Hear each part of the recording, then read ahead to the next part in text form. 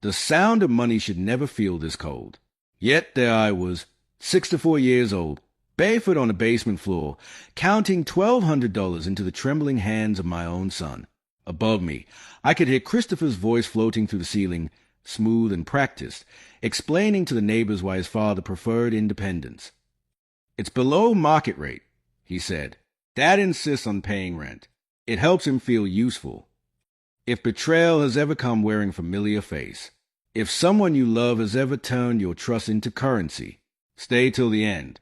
Because this isn't just a story about revenge. It's about what happens when love, guilt, and justice collide inside one family. Grief makes strange bargains with time. It slows the world down until every sound feels like an echo, every face a ghost. After Margaret died, the house didn't just feel empty. It felt haunted, not by her spirit, but by her absence. Her scent lingered in the closet. Her coffee mug waited on its shelf like it still belonged to someone alive. And the bed, my God, that bed, still carried the shape of her body long after the cancer took her. 35 years on the police force had taught me to face danger head-on, but nothing in all that time prepared me for the slow violence of watching the woman you love fade away. The guilt was unbearable. I protected strangers my entire career, yet I couldn't protect my own wife from an illness that ignored every law I'd ever enforced. So I started drinking. The first glass was for sleep, the next for silence. Before long, the bottles were stacking like grave markers in the kitchen. My son, Christopher, found me there more times than I cared to count, slumped over the table, half awake, smelling like regret. He never shouted, never blamed me. He cleaned the mess, made coffee, and said, "Dad, you can't keep doing this." He became my caretaker when I didn't ask him to. He took my car keys when I was too drunk to drive. He brought food from his wife, Sarah. Even my grandkids came by, trying to pull laughter out of a man who'd forgotten how to use it. Christopher drove me to AA meetings. He sat beside me in grief counseling. He was my lifeline when I was too ashamed to reach for one myself. And when he said, "I'll always take care of you, Dad," I believed him. Years passed, and my drinking slowed. The house remained, massive and hollow, a 4-bedroom mausoleum for memories. Christopher said it one evening, gently, like he was suggesting mercy. "You're rattling around in that big place alone. It doesn't make sense anymore. Move in with us." Sarah loves the idea. The kids would have their grandpa close. He made it sound like family, like healing. And when he offered to handle the paperwork for selling the house, I didn't question it. He'd always been good with money, organized, thoughtful. "I'll put everything in a safe investment account for you, Dad. You'll never have to worry again." The home sold for just over $1 million.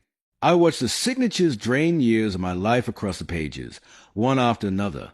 Christopher smiled, saying all the right things, promising comfort and dignity. "It's a new start, Dad. No more loneliness." And I wanted to believe him. The move happened on a bright Saturday in spring. Sarah greeted me with her careful, almost too wide smile. The grandkids jumped around the driveway, calling my name, and for a brief moment I thought maybe this really was a blessing. Christopher showed me my new space, a finished basement with its own entrance, a small bedroom, a sitting area, and a half bath. "Perfect for you, Dad," he said.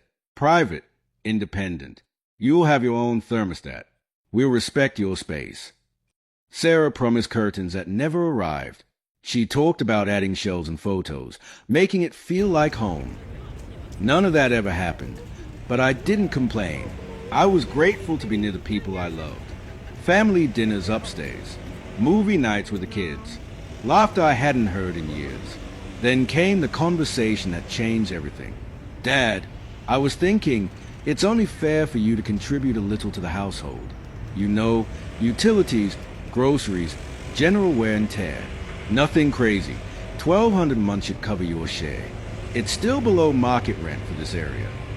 He said it like he was doing me a favor. $1,200 for the basement of the home my wife and I once owned. I remember standing there, caught between shock and guilt. It almost made sense. I ate their food. I used their electricity. Maybe I was burdened. Maybe this was what independence looked like now, buying your own dignity one rent payment at a time. The first envelope I handed him felt heavier than it should have. Not because of the cash inside, but because it carried something invisible. The quiet acknowledgement of the balance between father and son had shifted. Then came the smaller requests. School supply for Emma, repairs for Sarah's car, tuition for the kids' private school, business troubles at Christopher's dealership. Each plea framed as temporary, each payment swallowed by my trust. I told myself I was helping. That's what fathers do. We fix what our children can't. But every withdrawal from my investment account felt like a bruise forming where love used to be. Christopher thanked me each time, his voice shaking, his eyes darting away. At first I thought it was stress. Now I know it was fear. The house grew quieter over time. Family dinners became rare. Sarah's smiles became tighter. The grandkids still visited, but even they seemed cautious, like they'd been told not to bother Grandpa too much. I started noticing details no one else did. Mail arriving under Christopher's name, but addressed to different P.O. boxes. Phone calls he took in the garage with the door closed. Late nights when footsteps echoed across the kitchen floor until dawn. His hands trembled when he thought no one was watching. Old instincts, the kind that never die, started whispering in my ear. The pattern was familiar: nervousness, secrecy, avoidance. I'd seen it before in suspects, in addicts, in men whose lives were built on lies. But this was my son, my boy. I told myself I was imagining it, that grief was making me paranoid. Until the morning I found the box. We were washing his car, just like we used to when he was 16. The sun was high, the air thick with soap and memory. When I reached for the spare tire, my hand brushed something metal. A hidden compartment. Inside it, a small box filled with lottery tickets. Hundreds of them. Most were losers. Some small winners. But the sheer number made my stomach turn. Beneath them, I found casino receipts. ATM slips from gambling holes I knew too well from police raids years ago. My pulse pounded in my ears as I read the totals. Thousands. Tens of thousands. Weekend after weekend. And then, something worse. A tablet, forgotten and half-charged, full of sports betting accounts and poker transactions linked to his bank. My monthly rent matched the entry fees on his fantasy leagues almost exactly. The evidence didn't lie. My son wasn't struggling with bills. He was drowning in an addiction that fed on every ounce of trust one had left. But it wasn't until I heard his voice through the garage wall that night that everything fell apart. I need more time. Mike, just 2 more weeks. My dad doesn't know about the debt. He thinks it's business problems. Look, he's got at least $200,000 left. I can get power of attorney if I claim dementia. The words slammed through me like bullets. Power of attorney, dementia, lies wrapped in my son's voice. And then the final blow, his whisper trembling with fear. Don't threaten my family, Mike. Leave my kids out of this. The old man will sign. Just give me time. That's when I realized I wasn't just losing my savings. I was losing my son. And if I didn't act soon, I might lose my grandchildren too. The night I heard that phone call, something inside me shifted. The helpless father became the detective again. Fear as a way of sharpening memory. Every echo, every pause, every tremor in a voice becomes evidence. Christopher didn't know it yet, but the man he was lying to had built entire cases out of smaller clues than these. I spent that night sitting on the edge of my bed, the basement walls pressing close, cold sweat drying on my palms. Above me, the house was silent, but silence no longer meant peace. It meant secrets. By morning, I had a plan. I started small: observation, pattern, timing, a police habit that never dies. Christopher left the house each day at 7:15 a.m., claiming to go to the dealership, but his car reappeared in the driveway at odd hours. Twice, I saw him return mid-morning, make a quick call from the garage, then vanish again. Sarah avoided eye contact during breakfast, her cheerfulness too deliberate, like someone pretending not to hear the crack in the floorboards beneath her. When you've investigated enough liars, you learn their rhythm. They talk too much about irrelevant things. They create details where honesty would use silence. And Christopher, my son, my only child, had become fluent in deceit.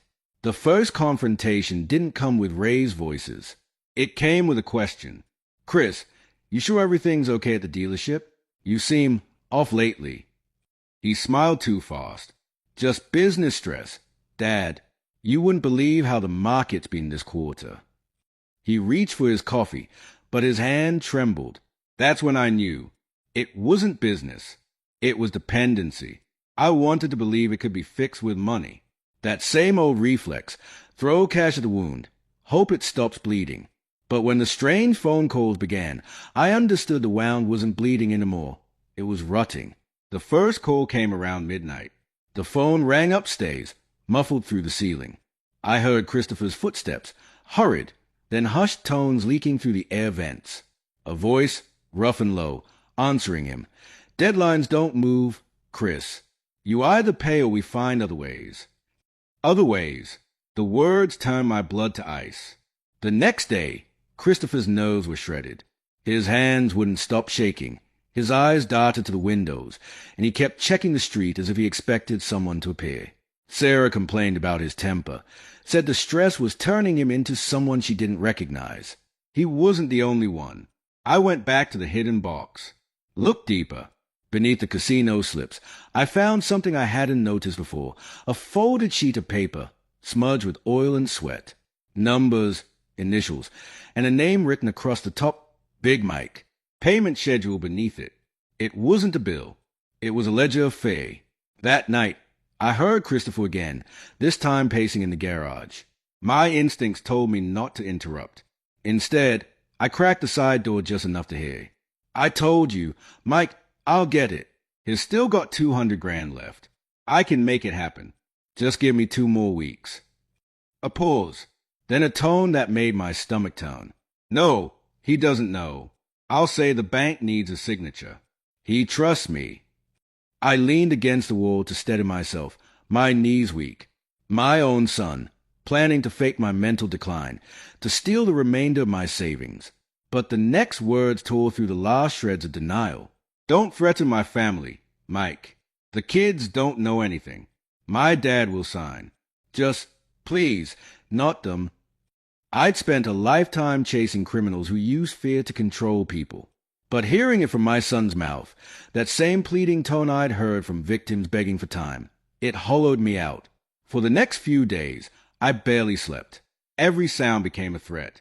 Every knock on the door, a possibility of men in suits with dead eyes. When you've seen organized crime up close, you know that threats rarely stay words long.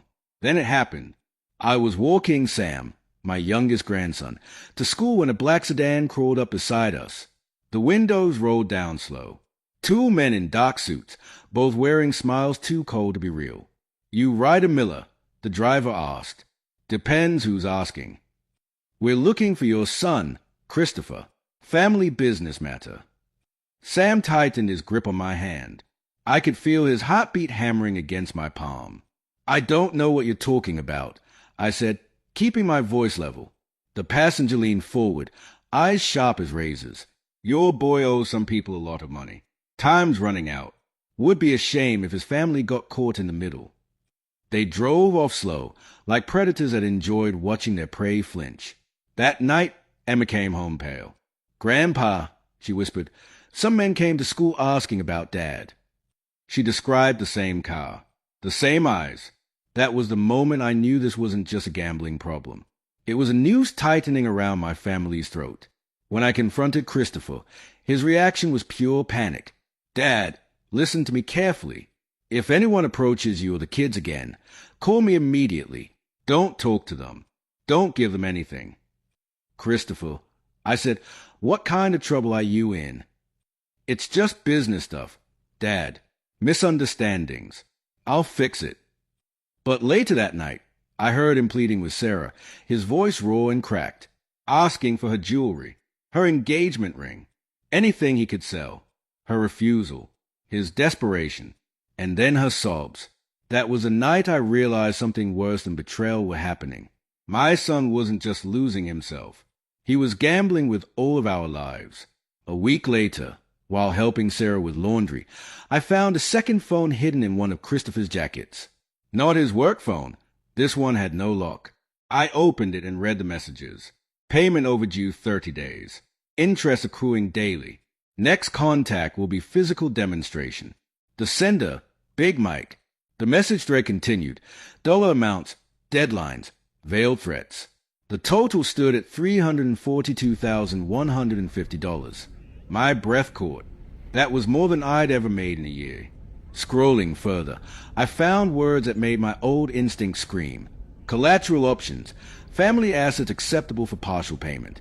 Alternative arrangements include physical collection methods. I knew that language.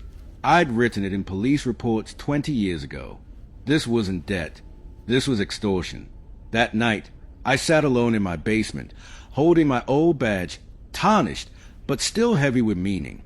I thought about every oath I'd ever sworn. Protect and serve. The words felt different now. They weren't just about strangers. They were about blood. If Christopher couldn't protect his children, I would. The plan came slowly, like muscle memory reawakening. Step 1, evidence. Step 2, contact. Step 3, containment. The same process I'd used to dismantle criminal networks when I was on the force. Only this time, the investigation started under my own roof. I set up my old tape recorder near the vent that carried voices from the kitchen. Every sound, every argument, every desperate whisper, recorded. I set up my old tape recorder near the vent that carried voices from the kitchen. Every sound, every argument, every desperate whisper, recorded. I began logging times, dates, phone calls. I documented the license plate to the black sedan. The deeper I dug, the darker it became. Christopher was spiraling, losing control of both his debts and his family. Sarah's patience cracked under the weight of secrets she didn't fully understand. And the children, the innocent ones, had begun learning that money could make or break love. I'd seen too many families destroyed by lies to sit by and watch it happen again. When I called an old contact from my police days, Detective Morrison, now working with the Federal Gambling Task Force, the words came out steady, but my heart felt like it was breaking all over again. Morrison, I said quietly, I think my son's involved with a loan shark ring, and I've got proof. Once I made that call to Morrison, there was no turning back. The moment I heard his voice on the line, steady, familiar, touched with disbelief, I knew the father in me had stepped aside for the investigator I used to be. The man who spent decades following trails of deceit was back. But this time, the criminal lived upstairs, and his fingerprints were on everything I loved. Morrison didn't waste time. Ryder, you're sitting on a federal case, he said.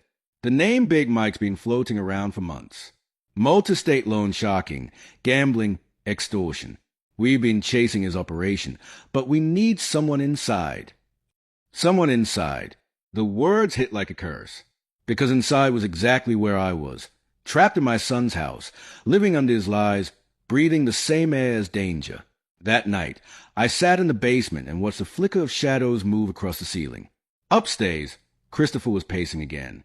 I could hear the scrape of his chair, the soft thud of his restless footsteps. I'd memorized his patterns now. Restless pacing meant fear. Silence meant planning. And the moments he spoke softly, those were the ones that mattered most. I began recording every sound, every sentence. The microphone disguised as a hearing aid worked better than I could have hoped. Federal agents had supplied it after Morrison briefed me in a diner outside town. A new kind of partnership, not the old days of patrols and arrests, but the invisible kind, the kind that happens between wolves and whispers. They gave me a camera hidden in a smoke detector, a digital recorder that looked like a pen, and a software app to track outgoing calls. I was no longer a victim. I was a witness building a case against my own blood. At first, the evidence came in fragments. Late-night meetings in the garage with strange men. Christopher handing off envelopes. Sarah crying in the kitchen, begging him to stop whatever he was doing. I captured everything. Each recording was another brick in the wall between us, the sound of a family disintegrating one transaction at a time. But it wasn't the cash or the meetings that broke me. It was their words. One afternoon, while pretending to nap, I heard their voices directly above me. The vent carried every syllable down like confession. The old man's got at least 200 grand left, Christopher said. If we can get power of attorney, we'll have access to everything. He'll sign whatever I put in front of him. Sarah's voice followed, tired and sharp. Your father's becoming more of a burden every week. The rent money isn't even worth it anymore. Maybe it's time to look into assisted living. My heart clenched. My breath came in shallow waves.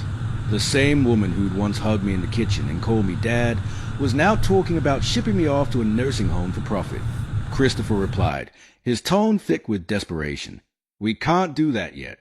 Big Mike's people are serious. If I don't pay soon, they'll take action. Family members are acceptable collateral, he said. I'd rather have Dad safe somewhere than have them come after the kids. The tape captured it all. My son plotting to manipulate me for money, rationalizing betrayal as protection. My daughter-in-law calculating the cost of keeping me alive versus comfortable. For years, I'd looked into the eyes of men who lied to everyone but themselves. I never thought I'd see that same reflection in my own son. That night, I didn't sleep. I stared into the mirror over the bathroom sink and saw two versions of myself. The father who'd once promised to forgive anything, and the officer who knew that justice doesn't stop at bloodlines. The next morning, I met Morrison and his team again. The diner smelled like burnt coffee and old leather seats, the kind of place that held too many secrets. He reviewed the tapes, the financial documents, the texts. His face darkened with every passing page. We've got enough, he said finally. RICO level enough. Elder abuse, financial exploitation, racketeering. The works. But we'll need to move fast before they get violent. Fast. That word meant danger. It meant my grandchildren's safety hung by a thread. They set the date. Federal raids would happen in a coordinated sweep, our house included. Christopher will be arrested for conspiracy, financial abuse, and money laundering. The criminal network would be dismantled the same morning. I nodded, but my throat was tight. There was no victory in this, only the cold satisfaction of necessity. That Sunday, I sat in the basement and wrote 3 letters, one for each grandchild. Letters explaining that love sometimes looks like punishment, that doing what's right doesn't always feel good. I told them that I'd always loved their father, but I couldn't protect him from the consequences he created.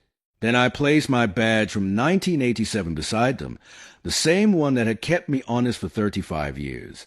That metal, scratched and faded, had meant everything once. It still did. The night before the raid, the air in the house felt electric. Christopher was pacing again, muttering into his phone. Sarah cried quietly in the kitchen. Upstairs, the kids were asleep, innocent in a home about to collapse. I stayed awake, sitting in the darkness with my suitcase packed. I'd already been moved to temporary housing for witnesses once the arrest began. At dawn, the stillness shattered. A chorus of car doors, heavy boots on the porch. A voice shouted, "Federal agents! Search warrant!" Chaos exploded above me. Sarah screamed. Christopher's voice cracked with panic. I sat still, my hands clasped, the sound of the old house shaking with justice. Moments later, Agent Rodriguez opened the basement door. "It's time, Mr. Miller." When I walked upstairs, the scene was surreal. My son, my flesh and blood, in handcuffs, surrounded by evidence boxes and federal agents. Sarah sobbing into her hands. The children being led gently to a neighbor's house for safety. Christopher's eyes met mine, wild with betrayal. "Dad, tell them it's not what it looks like. Tell them I didn't hurt you." But I couldn't speak. The truth had already spoken for me, through every tape, every signature, every moment he'd chosen greed over love. Outside, the sun had risen on a neighborhood of stunned faces. Neighbors whispering, police tape fluttering, reporters starting to gather. And for the first time in years, I didn't feel ashamed. I felt steady. The humiliation I'd endured, being called a tenant, being reduced to a burden, all of it had led here, to justice, to survival. Yet as I watched the agents lead Christopher away, something in me broke quietly, because revenge doesn't feel like victory when the person you defeat carries your last name. That morning, as I stepped past the threshold of my own former home, the one I'd sold out of love, I thought of Margaret. What she would have said if she'd seen what our son had become. And somewhere deep down, a voice whispered that I hadn't just saved my grandchildren from criminals. I'd saved them from their father. But the hardest part wasn't over. It was only beginning. The morning after the raid felt hollow, as if the world had exhaled and forgotten to breathe again. The house, my old home, their crime scene, was stripped bare of noise. No children's laughter. No footsteps. Just the ghostly echo of agents' boots and the metallic scent of handcuffs still hanging in the air.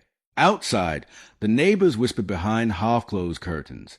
Inside, I sat at the kitchen table, the same one where I'd once shared breakfast with my son, and stared at the empty chair across from me. For the first time, I wasn't imagining Margaret sitting there. I was imagining Christopher, at 6 years old, eating cereal too fast, spilling milk, grinning when I pretended to scold him. I'd raised that boy to protect people. Somewhere along the line, he'd learned how to use protection as leverage. 3 weeks later, I visited him in county jail. The room smelled like bleach and fear, two things I'd spent most of my life around. He looked thinner, older, like the gambling had carved years from his face. When he sat down across from me, I saw a man torn between guilt and self-preservation. "Dad, why?" he said, his voice cracking. I was trying to fix it. I swear I was going to make everything right once I won it back.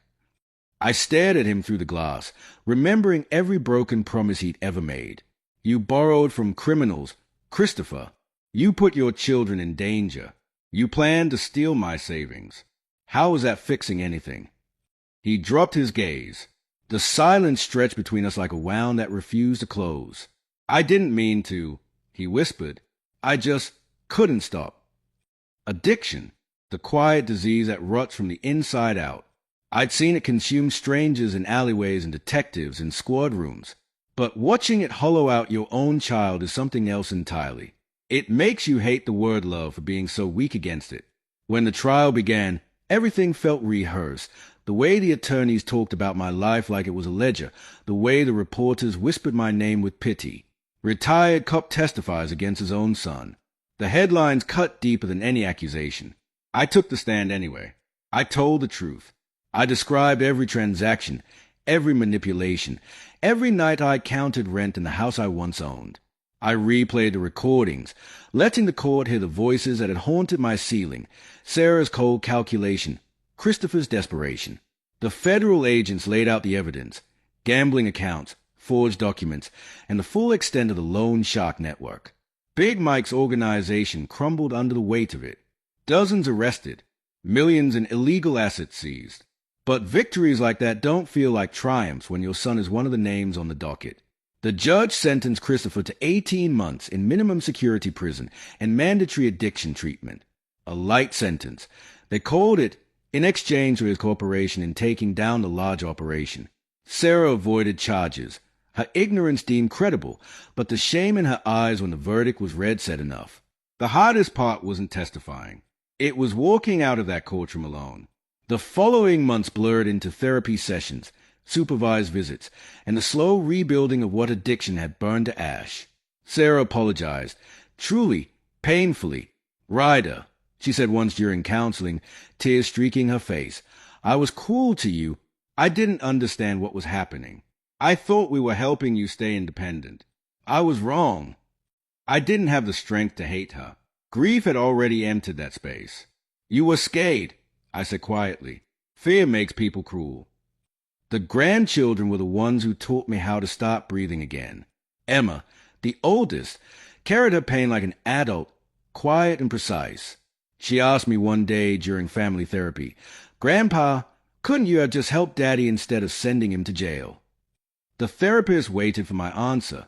I looked at her, her mother's eyes, her father's stubborn chin, and said, "Sometimes helping means stopping someone before they destroy everything, even if it breaks your heart." That seemed to linger in her. Months later, she would write a school essay about it. What real love looks like. She said love wasn't always gentle, that sometimes it meant protecting someone from themselves. I keep that essay folded in my wallet, next to my old badge. 2 reminders of duty, one sworn to the law, one sworn to blood. Christopher's letters started coming from prison about 6 months in. Careful handwriting, as if every word had to earn its place on the page. "Dad, there isn't a day I don't replay everything I did. The lies, the money, the way I turned you into a victim instead of father. The program here says accountability is part of recovery. I think I finally understand that. You didn't betray me. You protected your grandchildren from a man I'd stopped recognizing in the mirror. He went on for pages, apologies, explanations, acknowledgments, not excuses. The difference mattered. He was learning, maybe for the first time, how to own what he'd done. But letters can't rebuild trust. Only time can do that, and even time walks carefully in a house once filled with lies. Sarah worked 2 jobs to keep the kids stable. The house, the one that started this whole nightmare, was seized as part of the restitution process and eventually sold. My share went to victims of the same criminal ring Christopher had helped expose. That felt right. Poetic, even. My new apartment was small but clean, independent, like Christopher once promised I'd be. The irony wasn't lost on me. I lived alone again, but this time it was peace, not punishment. When Christopher's release day came, we all met in the therapist's office, neutral ground. He looked healthy, clearer somehow, like the fog had lifted. The kid sat stiffly beside Sarah, unsure whether to run to him or recoil. He spoke first. I know earning your trust again will take years. I don't expect forgiveness, just a chance to prove I can be the man I used to be. I looked at him for a long moment, searching for that little boy again, for the one who used to hold my hand crossing the street. Maybe he was still there, buried beneath the debts, the lies, the sickness. Maybe he wasn't. But for the first time, I wanted to find out. Our family dinners became monthly rituals, always in public places, always cautious. The air was different now. Everyone measured their words, afraid of waking old ghosts. Emma kept her distance. Jake was polite but distant. And little Sam, bless his heart, still reached for his father's hand every chance he got. Children forgive what adults can't. I don't know if full forgiveness will ever come. Addiction doesn't end with release papers. It lingers, waiting for weakness. But recovery, real recovery, is made of choices, not promises. Christopher makes those choices one day at a time. Therapy, work, honesty, and maybe that's enough. As for me, I've learned that justice isn't just about punishment. It's about protection, of innocence, of truth, of love that refuses to become blind. Some nights I take out Emma's essay and read her words again. Real love isn't about saying yes. Sometimes it's about saying stop. And when I close my eyes, I can almost hear Margaret's voice, soft and proud, whispering through the dark, "You did what you had to, Ryder." Maybe that's what redemption sounds like. Not applause, not forgiveness, but quiet understanding. Because sometimes love looks like sending your son to prison to save your grandchildren from his mistakes. And sometimes that's exactly what love should look like.